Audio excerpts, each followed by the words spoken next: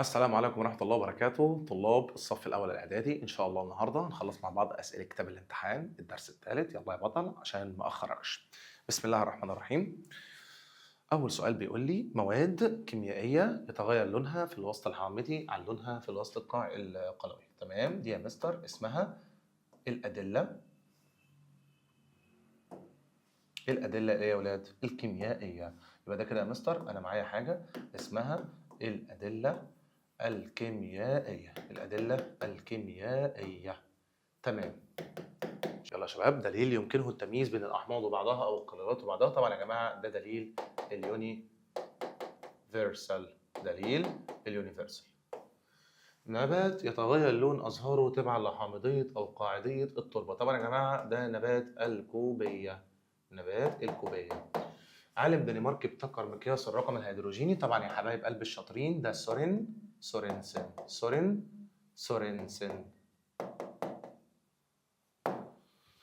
مقياس مدرج بارقام تتراوح من 0 ل 14 يستخدم لتحديد حامضيه وقاعديه المحاليل. طبعا يا حبايب قلبي طالما بيقول لي ده يبقى كده يا مستر اسمه مقياس البي اتش. جهاز يستخدم لتحديد قيمه البي اتش. طبعا يا بابا ده البي اتش ميتر بقى، ده الجهاز ذات نفسه. ماشي. هنا طبعا ممكن تقول مقياس البي اتش او مقياس الرقم الهيدروجيني. مقياس الرقم الهيدروجيني. من الغازات القاعديه. ماشي يا مستر، انا عايز غاز قاعدي. طالما يا مستر بيقول لي ان هو عايز غاز قاعدي يبقى انا هدور على حاجه من اللي انا حافظهم في الدرس. طبعا يا شباب ده غاز النشادر، غاز قاعدي. عند إذابة غاز ثاني أكسيد الكربون في الماء يتكون محلول بيغير لون شريط دليل يونيفرسال. ما نوع المحلول المتكون وما الأيون الذي يتسبب في تغير اللون؟ طبعا يا بابا ده غاز حامضي، أنت عارفه من الدرس. ثاني أكسيد الكربون لما بيدوب في المية بيبقى غاز حامضي. يبقى حامضي ماشي، حامضي ماشي، بس هنا أيون ال OH، هنا أيون الهيدروجين الموجب. طبعا الحمض H موجب، القلوي أو القاعدة OH إيه؟ سالب. ما المادتين اللتين يمكن التمييز بينهما باستخدام شريط دوار الشمس الازرق المبلل بالماء؟ مستر انا دلوقتي عايز مادتين اقدر يا مستر اميز بينهم باستخدام شريط دوار الشمس الازرق. ماشي تمام. يبقى المادتين المفروض اللي احطهم يعرفوا ده واحد يعمل حاجه والتاني ما يعرفش يعملها. حمض النيتريك وحمض الخليك الاثنين هيخلوا لونه احمر. غلط. غاز النيتروجين ده ما بيأثرش. ثاني اكسيد الكربون هيخليه حامضي ولونه احمر زي العسل. طبعا يا اولاد O2 H2 مش بيأثروا. هيدروكسيد البوتاسيوم ده اصلا حبيب قلبي، وهيدروكسيد الكالسيوم الاثنين يا مستر مواد قلويه. في الشكلين المقابلين لوحظ تحول لون شريط دوار الشمس الاحمر الموجود مع الغاز اكس تمام الى اللون الازرق. يبقى اكيد الغاز اكس ده كان عايز يكون غاز ايه؟ قاعدي. طيب وزوال لون الشريط الموجود مع الغاز واي يبقى اكيد يا مستر ده غاز الكلور. طالما يا جماعه شفت كلمه زوال يبقى ده غاز الايه؟ الكلور. يبقى انا عايز اختيار يقول لي ان ده قاعدي واكس قاعدي وواي اللي هو الكلور. واي كلور يعني يا مستر مفيش غير ده تمام، واكس النشادر اللي هو قاعدي. السؤال اللي بعده بيقول من الجدول المقابل ايه الدليلين اللي ممكن احطهم بيظهروا بنفس اللون لما بضيفهم على او لما بضيف كل منهم بمفرده الى محلول هيدروكسيد الصوديوم؟ طبعا يا حبيب قلبي هيدروكسيد الصوديوم ده قلوي، فهو طبعا يا مستر هيبقى لونه ازرق. يبقى المفروض اختار الاجابه يبقى الاثنين يدوني نفس اللون، اصفر ازرق ازرق اخضر. يبقى يا مستر الاجابه 2 و3. يبقى كده يا مستر الاختيار رقم الف.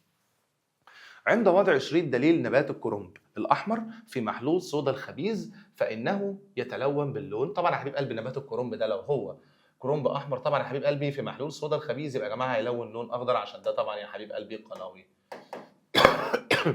المحلول اللي بتكون قيمة بي اتش ليه بتساوي 1 يعني يا مستر بيتكلم عن حامضي. أقل من 7 يبقى حامضي. قلوي قوي، قلوي ضعيف، حمض قوي، حمض ضعيف. طبعا يا جماعه حمض قوي. ليه؟ كل ما بقرب من الصفر بيبقى قوي. 1 2 قوي. يصبح المحلول متعادل لما بتكون قيمه البي اتش يا اولاد بتاعته 7. 7 متعادل، اكبر من 7 قاعدي، اقل من 7 حامضي. بي اتش للمطر الحامضي. طبعا يا مستر طالما حامضي يبقى هحتاج حاجه تكون اقل من 7 يبقى اكيد الخمسه. اي المواد الاتيه تعتبر مواد حامضيه؟ انا عايز حاجه يا جماعه من دول تكون حامضيه. المبيض والصابون السائل ولا الموز طبعا يا جماعه الموز والطماطم. ليمون ماشي بس صودا الخبيث قلوي. لبن وبيض لا يا مستر. المركب الناتج عند ذوبان غاز SO3 في الماء. طبعا يا جماعه لما ده بيدوب في الميه بيديني حمض الكبريتيك H2SO4. بيكون الرقم الهيدروجيني ليه اقل من 7 عشان هو حامضي. كل المواد الآتية قيمة بي اتش ليها أكبر من 7، بس في حاجة يا ولاد أقل من السبعة، يا ترى هي مين يا مستر بقى اللي أقل من السبعة وبتكون يا مستر حامدي؟ أكيد مفيش إلا عصير العنب. لا يتغير لون شريط دليل يونيفرسال مع، ما بيتغيرش خالص يا مستر. مع طبعا يا جماعة الماء المقطر عشان هو يا مستر بيكون متعادل التأثير على ورقة عباد الشمس أو دليل دوار الشمس. قيمة الرقم الهيدروجيني لمحلول حمض الكربونيك، طبعا يا جماعة ده حمض، طب طالما حمض يبقى هو أقل من كام؟ من 7. السؤال اللي بعده بيقول ما اللون المتكون عند إضافة قطرتين من كل دليل إلى محلول قيمة البي اتش ليه 2 كل على حدة. قال لك الدليل رقم 1 اداني في المحلول الحمضي أصفر، وهنا المحلول القلوي أزرق، هنا بنفسجي وهنا أحمر. طيب يبقى إلى محلول قيمة بي اتش ليه 2. طيب هو بيقول لك ركز معايا، أنت ضفت قطرتين من كل دليل إلى محلول قيمة البي اتش ليه بتاعته يا جماعة ب2، يبقى مستر بالبلدي كده حمض. طب طالما مستر حمض يبقى انا عايز الدليل ده يديني لون في الوسط الحامضي، صح؟ طيب بيقول لك لونه في المحلول الحامضي اصفر ولا بنفسجي؟ لونه في المحلول القلوي ازرق ولا احمر؟ لا مستر ازرق، يبقى انا كده مستر بالبلدي اصفر وازرق، صح ولا غلط؟ يبقى انا بالنسبه لي كده المحلول هيبقى ازرق واحمر. هو الدليل ده اهو رقم 1، الدليل رقم 1 لونه في المحلول الحمضي اصفر، والدليل رقم 2 لونه في المحلول الحمضي بنفسجي. يبقى طبعا يا جماعه اصفر وبنفسجي. السؤال الرياضي اللي بعده بيقول اكمل العبارات الاتيه. يوجد العديد من الادله الكيميائيه مثل طبعا يا جماعه دليل دوار الشمس، وطبعا يا جماعه دليل اليونيفرسال. يا جماعه دليل دوار الشمس ودليل اليونيفرسال. غاز ثاني اكسيد الكربون يغير لون شريط دوار الشمس نقط الى اللون نقط. طبعا يا جماعه بيغير دليل، طبعا يا جماعه ده حمضي، يبقى بيغير لون شريط دوار الشمس الازرق الى اللون الاحمر. من الغازات الحمضيه طبعا يا جماعه غاز ثاني اكسيد الكربون CO2. بينما نقط لا يؤثر على شريط دوار الشمس، اختار اي حاجه، هيدروجين، نيتروجين، اكسجين، اي حاجه. تتلون ازهار نبات الكوبيه باللون مين عند زراعتها في تربه حامضيه؟ طبعا يا جماعه باللون الازرق. تمام. بينما تتلون باللون مين؟ طبعا اكيد الاحمر عشان هو هيحطها في تربه قاعديه. تقل حامضيه التربه باضافه مواد نقط مثل نقط. طب ماشي يا مستر، بتقلل الحامضيه او حتى يا عم بتوصلها اللي هي تكون متعادله باضافه مواد قاعديه او قلويه. زي مين يا مستر؟ زي هيدروكسيد الكالسيوم اللي هو CaOH كل 2 اهو هيدروكسيد الكالسيوم. تزداد قوة المحلول القلوي كلما اقتربت قيمة pH من 14، بينما تزداد قوة المحلول الحامضي كلما اقتربت قيمة pH من 0. تغير قيمة pH لأحد المحاليل من 7 يعني كان متعادل ل 12 يبقى بقى قلوي، تعني أنه كان متعادل وأصبح قلوي أو قاعدي. يمكن قياس قيمة pH للمحاليل بطريقة مباشرة باستخدام او بطريقه تقريبيه باستخدام مين؟ طبعا يا جماعه بيقول لك بطريقه مباشره، يبقى انا يا مستر بقول لك باستخدام البي اتش ميتر، او بطريقه تقريبيه باستخدام طبعا يا جماعه دليل اليونيفرسال. تمام. يبقى احنا كده يا شباب خلصنا بالبلدي كده السؤال بتاع اكمل. خش معايا على السؤال اللي بعده. ضع علامه صح امام العباره الصحيحه او علامه غلط امام العباره الخطا مع التصويب. عند إضافة حمض الكبريتيك إلى سكر المائدة فإنه يتفحم حصل. تتساوى عدد أيونات الهيدروجين الموجبة مع عدد أيونات الهيدروكسيد السالبة في الماء المقطر. تمام عشان هو متعادل. يمكن التمييز بين الأحماض وبعضها حسب قوتها باستخدام دليل دوار الشمس. غلط. ليه؟ عشان يا مستر الاتنين بيدوا لون أحمر، يبقى أنا ممكن أقول مثلا باستخدام دليل اليونيفرسال. تمام. يمكن استخدام نبات الكرنب الأحمر لعمل دليل كيميائي. حصل. إذا كانت قيمة pH لمحلول مركب 8.5 فإنه يكون مع مركب حمضي. غلط. يبقى مستر المركب اللي هيتكون هيبقى قاعدي عشان هو طبعا يا أولاد أكبر من مين؟ أكبر من السبعة. قيمة pH للمحلول الموجود في الليمون أكبر من قيمة pH للماء المقطر. غلط. ليه يا مستر؟ الليمون ده حامض، يبقى مستر بالبلدي بيكون أقل من 7، لكن الماء المقطر أكبر من 7 وعلى أساسه يا أولاد هيكون غلط. اذكر مثال على دليل كيميائي. يا مستر بقى خلاص عندي دليل أهو دوار الشمس. غاز بيغير لون شريط دوار الشمس الأحمر المبلل بالماء إلى الأزرق. طبعا يا جماعة يبقى أنا كده عايز غاز قاعدي زي غاز NH3 اللي هو يا شباب اسمه النشادر. السؤال اللي بعد كده عايز مثال على غاز قاعدي لسه قايلينه حبيب قلبي الجميل، غاز النشادر. غاز حامضي لسه قايلينه برضه، غاز ثاني اكسيد الكربون. غاز لا يغير لون الادله يبقى مستر غاز الكلور. استخرج العباره او الصيغه الغير مناسبه ثم اكتب ما يربط ما بين باقي العبارات.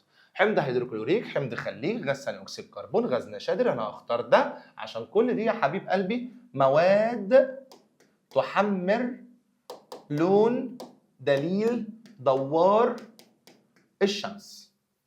اللي بعده H2Cl2O2N2. انا هختار ده عشان دي غازات او مواد، اهي بين قوسين هكتب لك غازات لا تؤثر على دليل دوار الشمس.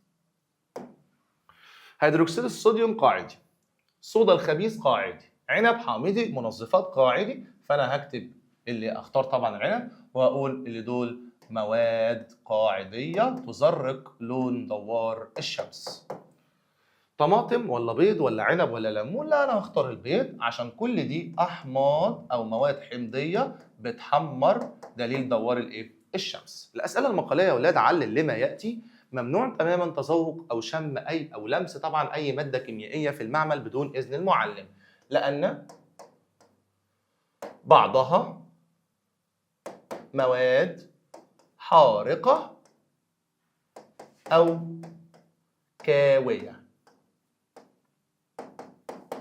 تحول القلويات لون شريط دوار الشمس الاحمر الى اللون الازرق لانها اهو لوجود ايون OH اللي هو الهيدروكسيد السالب. لا يؤثر المحلول المتعادل على لون شريطي دوار الشمس الاحمر والازرق. هتقول لي يا حبيب قلبي عشان المحلول المتعادل اهو لتساوي، لا مش هتكفي بقى كده، ممكن ناخد كده نوت كده بسيطه. رقم 3 اهو يا ولاد. هتقول لي لتساوي ايونات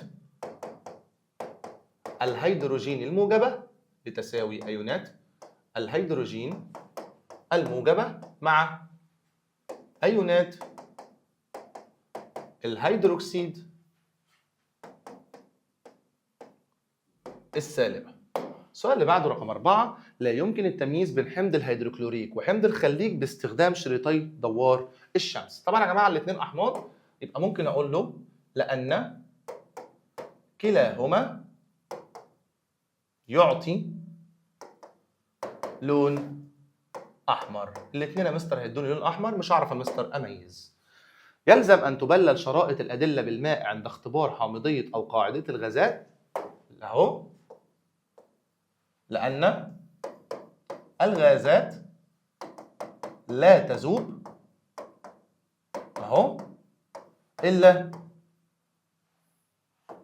لان الغازات لا تذوب الا في وجود وسط مائي. لازم يا جماعه الورقه تكون مبلله بالميه. سؤال رقم 6 بيقول يمكن التمييز بين غاز الهيدروجين والكلور باستخدام شريط دوار الشمس. مش محتاج اكتبه، هقوله لك. غاز يا حبيب قلب الهيدروجين يبقى اهو لانه لا يؤثر على ورقه دليل او طبعا يا جماعه دليل دوار الشمس. لكن الكلور بيزيل لون دليل دوار الشمس. إضافة مادة هيدروكسيد الكالسيوم إلى بعض أنواع التربة. طبعا يا جماعة بحطها على التربة الحامضية لمعادلة حموضة التربة. جهاز البي اتش ميتر أكثر دقة من شريط اليونيفرسال في تحديد قيمة البي اتش. طبعا يا حبيب قلبي لأنه بيدينا الرقم بالظبط على الشاشة اللي بيظهر عليها. يبقى طبعا يا جماعة أهو لأنه يعطي رقم البي اتش للمحلول بدقة. منظف أفران الغاز من المواد القاعدية بينما اللبن من المواد الحامضية. طبعا يا حبيب قلبي ده لوجود اهو ده يا حبيب قلبي لأن البي اتش بتاعته أقل من كام؟ 7 ولا أكبر من 7؟ لا مواد قاعدية يبقى لأن البي اتش أكبر من ال7، وده لأن البي اتش أقل من ال7. حامضية العنب أقوى من حامضية الطماطم. هتقول لي لأن بي اتش للعنب، طالما يا حبيب قلبي اقوى اهو، مقاربه اهو للصفر اكثر من الطماطم، اللي قريب من الصفر يبقى هو اكثر حامضيه. قلويه مبيض الغسيل اقوى من قلويه صودا الخبيث. هتقول لي لان مبيض الغسيل اقرب، لان ده اقرب لل 14 من صودا الخبيث. اذكر اهميه الادله الكيميائيه، الكشف عن المواد الحامضيه والقاعديه، ما فيهاش اي حاجه يا اولاد. دليل صبغه دوار الشمس، طبعا يا جماعه التمييز بين الاحماض والقلويات. دليل يونيفرسال، التمييز بين الاحماض وبعضها والقلويات وبعضها. طبعا يا جماعه انا بقول كل الكلام ده سهل وبسيط ما فيهوش اي حاجه عشان بس تكتب معايا. دليل الكرنب الاحمر، طبعا يا حبيب قلبي اهو للتمييز بين الاحماض والقلويات في المنزل، اهو للتمييز بين الاحماض والقلويات في المنزل، للتمييز بين الأحماض والقلويات في المنزل. جهاز بي اتش ميتر، قياس الحامضية والقاعدية بدقة. هيدروكسيد الكالسيوم طبعا يا جماعة اهو يضاف للتربة الحامضية لمعادلتها. تمام. ما المقصود بالأدلة الكيميائية؟ حليناها يا أولاد في أسئلة تكتب المصطلح العلمي، تقدر حبيب قلبي الجميل ترجع لها. السؤال اللي بعده، ما دور العالم الدنماركي سورين سورنسن؟ قلنا يا حبيب قلبي ده بيعمل إيه بالظبط، وقلنا كل الكلام ده حسب القلوية والحامضية. نخش بقى على أسئلة الجزء الثاني على الأملاح وخواصها. مركبات معظمها أيونية تتكون من اتحاد كاتيون مصدره قلوي مع أنيون مصدره حمض. طبعا يا حبيب قلبي المركبات دي اسمها الأملاح. مواد جميعها صلبة ومحاللها ومصفوراتها توصل للتيار، طبعا برضه يا شباب الأملاح. عند اتحاد الكاتيون ام جي موجب 2 مع الأنيون CO3، طبعا يا حبيب قلبي هيبقى ام جي CO3 كربونات المغنيسيوم، يتكون طبعا يا حبيب قلبي ملح، طالما اهو كاتيون وأنيون طبعا يا حبيب قلبي يبقى ايه؟ ملح. طيب ده موجب 2 وده سالب 2. الاسم الصحيح للمركب ده اقرا يبقى معايا يلا بسرعه، فوسفات الامونيوم. فوسفات الامونيوم. من الاشكال التاليه، حمض نيتريك ده مستر قوي، كلوريد بوتاسيوم ده ملح، ده هيدروكسيد صوديوم قاعدي، كبريتات الخرسين ده مصفور. مين من الحالات دي يضيء فيها المصباح عند غلق المفتاح؟ ماشي. ده حمض النيتريك، ماشي، هيضيء يا مستر فيها المصباح. ده كلوريد البوتاسيوم، ده تمام، ده كلوريد بوتاسيوم بس صلب، والله لو قعدت من هنا للسنه الجايه. هيدروكسيد الصوديوم طبعا يا مستر هيضيء زي العسل. ده كبريتات الخرسين ملح، ومستر ده مسهور هيضيء برضه. يبقى انا عايز اختار اجابه 1 و3 و4 فقط.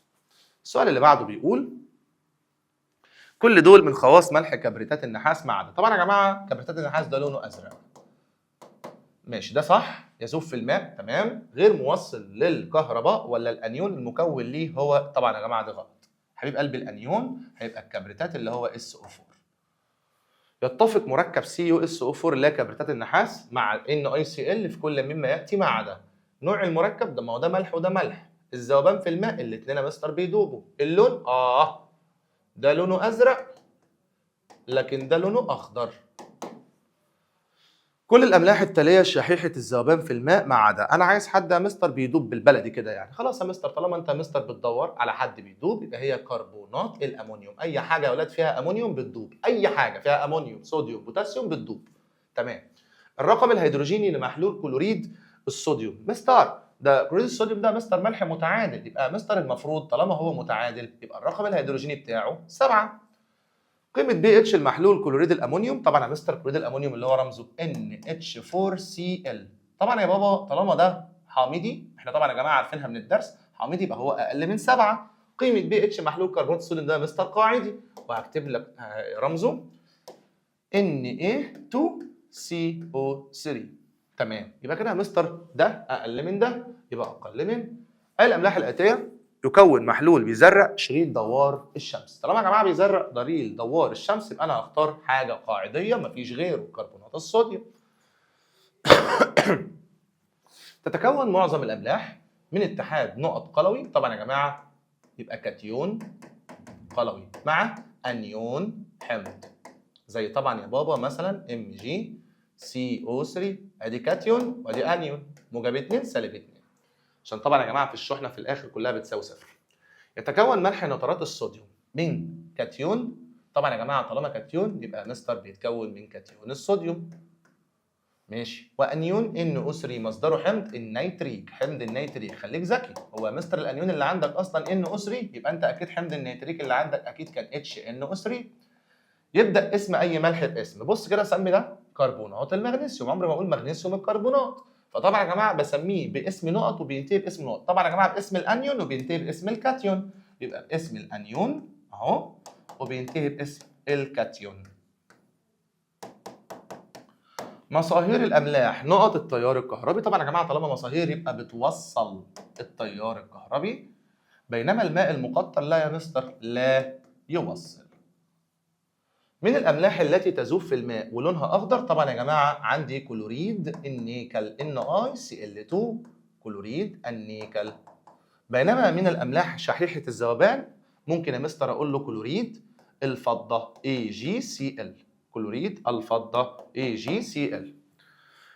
نسبة الملوحة في البحر الميت أعلى بحوالي 10 أضعاف من ملوحة البحر الأحمر، دي يا جماعة إجابة سهلة أوي موجودة في الكتاب بالنص. تتحد مجموعة الفوسفات مع 3 أيونات من البوتاسيوم، طبعا يا مستر أهو أدي البوتاسيوم وأدي يا مستر الفوسفات، سيادتك شاطر وعارف إن الفوسفات ثلاثي يبقى يدي اللي جنبه 3، يبقى فعلا بتتحد مع 3 أيونات من البوتاسيوم لتكوين فوسفات البوتاسيوم حاصل.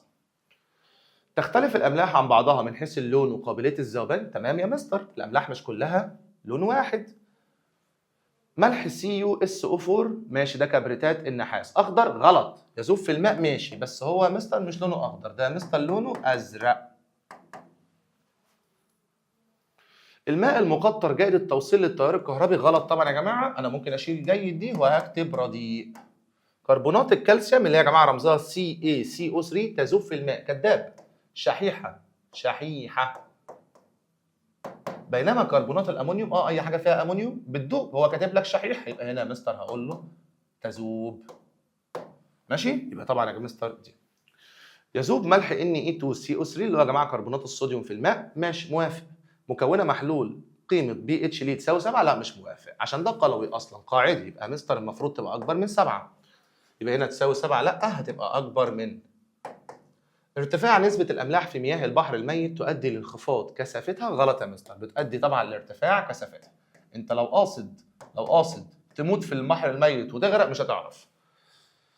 اذكر مثال واحد لكل مما ياتي. ملح مكون من اتحاد ايوني عنصرين، اي ملح يا عم انا مثلا معايا ملح كلوريد الصوديوم NaCl، معايا مثلا ملح كلوريد البوتاسيوم عادي خالص KCl.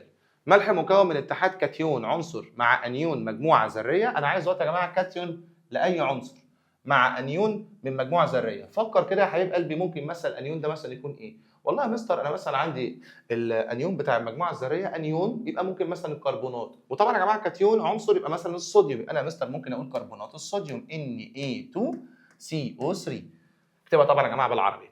ملح مكون من اتحاد ايوني مجموعتين ذريتين، ماشي عادي، ايه المشكله يعني؟ ممكن يا مستر مثلا معايا فوسفات الامونيوم وهكتب لك رمزها اهي، فوسفات الامونيوم. خد يا عم الامونيوم رمزه NH4 والفوسفات رمزها BO4، بس هكتب هنا قوس وهكتب 3 عشان الفوسفات ثلاثي. ماده رديئه التوصيل للتيار الكهربي، مفيش يا مستر عادي، ايه المشكله يعني؟ ده الماء المقطر عادي ما بيوصلش. محلول ملح جيد التوصيل للكهرباء ما تعدش عادي، طالما مستر محلول ملح جيد التوصيل للكهرباء ممكن مثلا مستر اقول له محلول كلوريد الصوديوم عادي. ملح ابيض اللون، ملح ابيض اللون، اي ملح ابيض اللون، كلوريد يا عم مثلا برضو الصوديوم، ايه المشكله اهي كلوريد الصوديوم، كربونات الصوديوم براحتك. ملح ملون عادي لونه ازرق مثلا، ممكن يا عم اقول له كبريتات النحاس CuSO4. ملح يذوب في الماء برضو يا عم قلنا كلوريد الصوديوم او كربونات الصوديوم. ملح شحيح الذوبان ممكن اقول له كلوريد الفضه AgCl. ملح او محلول ملح pH ليه اقل من 7، يبقى انا مستر عايز ملح يكون ايه؟ يكون حامضي، يبقى NH4Cl كلوريد الامونيوم. محلول ملح بي اتش ليه اكبر من السبعة. مستر Na2CO3 كربونات الصوديوم يا ولاد، عشان ده يا حبيب قلبي قاعدي. محلول ملح متعادل التأثير على شريط دوار الشمس. طبعا يا جماعة محلول كلوريد الصوديوم ده يا مستر متعادل. اكتب اسماء كل من المركبات التالية. NaBr. ماشي يا مستر، ايه المشكلة يعني؟ ده يا عم اسمه بروميد الصوديوم، نترات الصوديوم،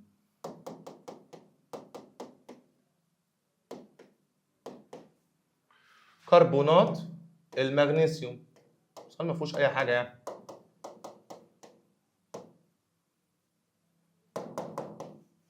كبريتات الالومنيوم. دي يا جماعه بتعتمد على حفظك للعناصر والمركبات والصيغ.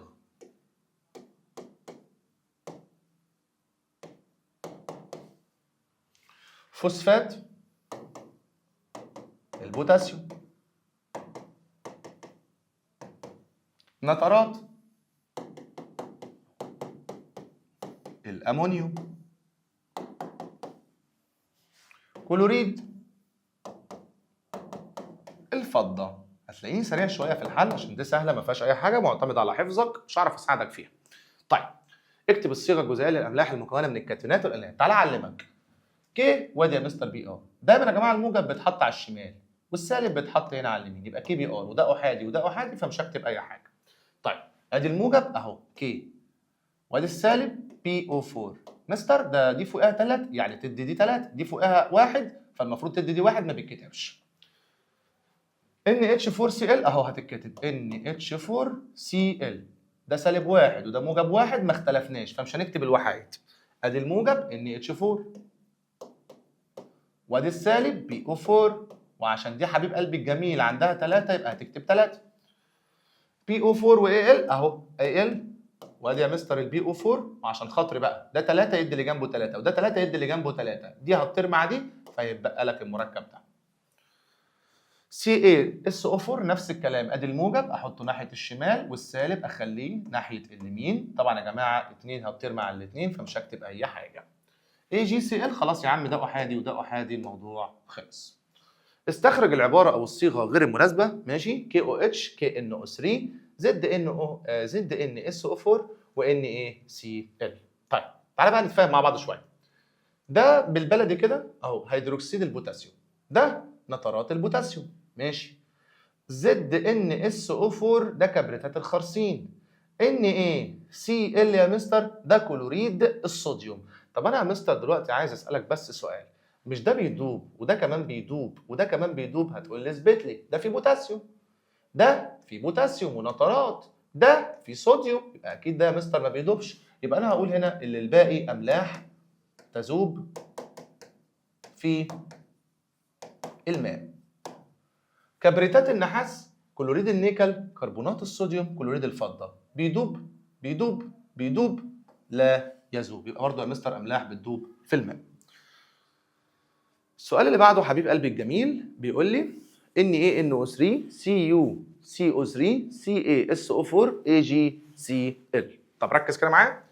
ما بيدوبش ما بيدوبش ما بيدوبش، ده بيدوب عشان فيه صوديوم، يبقى انا هقول الباقي املاح لا تذوب في الماء.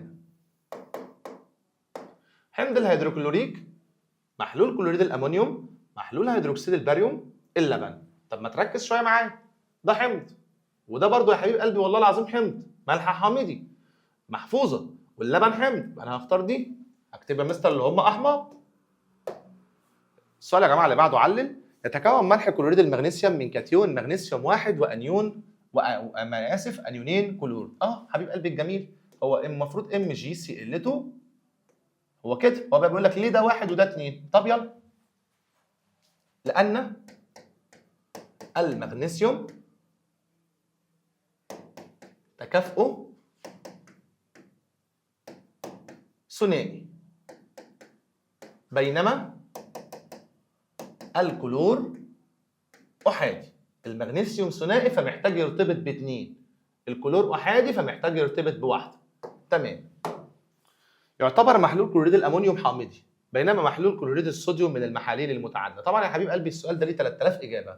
ده كلوريد الامونيوم. حامضي ليه يا مستر؟ هتقول لي ده لانه يغير لون دليل دوار الشمس طبعا يا جماعه لما بيدوب الى اللون الاحمر، ده طبعا يا جماعه ما بيغيرهاش. بس في اجابه ثانيه، ده محلول كلوريد الامونيوم لان البي اتش بتاعته، لان البي اتش بتاعته اقل من كام؟ من 7. ده البي اتش بتاعته بتساوي 7. لا يمكن الغرق في مياه البحر الميت. طبعا يا جماعه هتقول لي الارتفاع كثافتها ما فيهاش اي حاجه. كيف يمكن التمييز بين كربونات الصوديوم وكبريتات الكالسيوم؟ طبعا يا حبيب قلبي عن طريق الميه، دي بتدوب لكن دي لا تذوب. محلول كلوريد الامونيوم ومحلول كربونات الصوديوم برضو نفس الكلام عن طريق الميه. لا ثانيه واحده معلش، كلوريد الامونيوم ده بيدوب وده كمان يا مستر بيدوب. طب معاك ايه المشكله يعني؟ ده يا حبيب قلبي ايه؟ ده حامضي. وده محلول كربونات الصوديوم ده يا مستر بالبلدي كده ده قاعدي، يبقى عن طريق دليل دوار الشمس. ده هيحمر وده مستر هيزرق. قارن بين كربونات الكالسيوم وملح كبريتات النحاس من حيث الصيغه. يلا بينا. ادي الصيغه بتاعت النحاس سي اي، وادي يا مستر الكربونات سي او 3. كبريتات النحاس سي يو اس او 4. قابليه الذوبان دي ما بتدوبش، كربونات قابليه الذوبان في الماء. كبريتات النحاس دي لا انا اسف ما شفتهاش. كبريتات الايه؟ النحاس ده طبعا يا حبيب قلبي بيدوب، ده يا مستر ما بيدوبش. خلاص. محاليل كلوريد الامونيوم وكلوريد الصوديوم وكربونات الصوديوم من حيث قيمه البي اتش طبعا عادي، ونوع المحلول والتوصيل. طب ركز بقى معايا عشان هقولها شفوي، ركز يا حبيب قلبي معايا عشان بس والله شفوي عشان بس ما اطولش عليك، كده كده بس عايزك تفهم مش اكتر. يلا اول حاجه من قيمه البي اتش اقل من 7 عشان حامضي، 7 متعادل. ده اكبر من 7 عشان قاعدي. نوع المحلول حامضي متعادل قاعدي. التوصيل الكهربي كلوريد يا مستر الامونيوم بيوصل، كربونات الصوديوم يا مستر بيوصل، ده يا حبيب قلبي متعادل. التأثير على شريطي دوار الشمس بيحمر ما بيأثرش بيزرق. ماذا يحدث عند إضافة كلوريد النيكل وكلوريد الفضة كل على حدة في كمية من الماء مع التقليب؟ طبعا يا بابا ده بيدوب ده مش هيدوب. وضع دليل اليونيفرسال في محلول كلوريد الصوديوم لا يحدث أي شيء عشان متعادل. أتمنى من ربنا سبحانه وتعالى ما أكونش طولت عليك. كده يا حبايب قلبي خلصنا تدريبات الدرس الثالث. إن شاء الله أشوفكم في فيديو جديد مع مراجعة الوحدة الأولى بالكامل شرح. والسلام عليكم ورحمة الله وبركاته.